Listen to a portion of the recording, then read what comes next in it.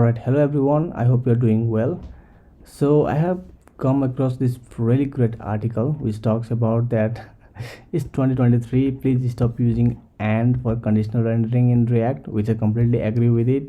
It says that zero is a devil. Please stay away from it, and I completely agree. Right now, let's go through the article. It talks about really awesome thing here. Like, let's say that we have this app component, right, and we have this list. First of all, this list is an empty array, and now our instinct is that we fetch it kind of like, and we use this fetch list here, and then we update the state, right, by fetching it. Now let's say that first of all we are going to have an empty array, and because of that what we're going to get here is we're doing this conditional rendering, that if the list has length, then we want to show this, right? So in the beginning the problem is it's because the listed length is 0 in the beginning, right? And that's the reason why I get 0 here. So this is really a bad idea to do this, because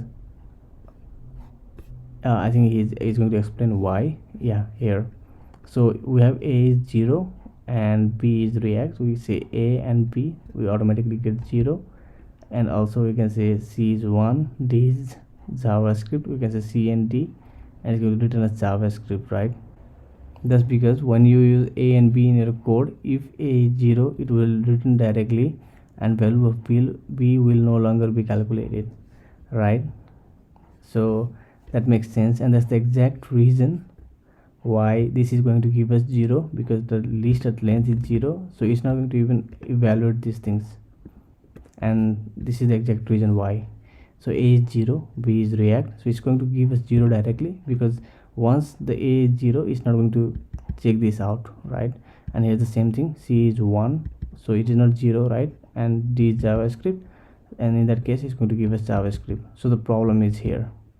If we do like here, like listed length and this component, then obviously it's going to create a problem, and the reason for that is because this is 0, so it will automatically show us 0 without even evaluating these things, right? So here, if here is 0, then we are getting the 0 directly, and now that's the problem. So let's see the solution.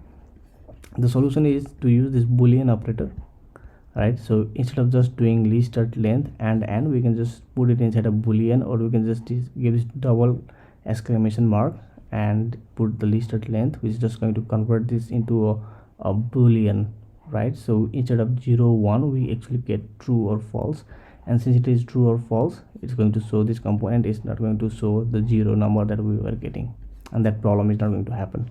Another is we can just check the length is greater than 1. Obviously it is also going to give us true and false, and because of that reason we will not get true or false as a string there, and we also will not get that 0 problem.